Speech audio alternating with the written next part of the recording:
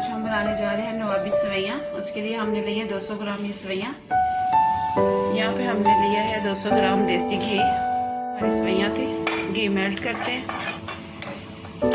और इसमें हम सेवइयाँ डाल के भून लेंगे।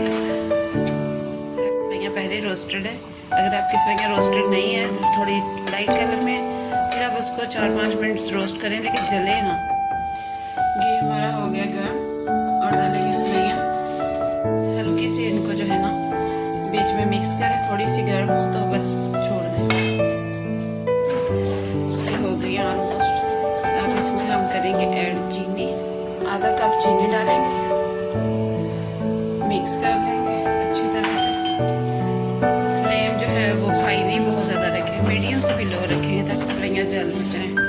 साथ ही इसमें 4 चम्मच हम दूध के भी ऐड कर देंगे।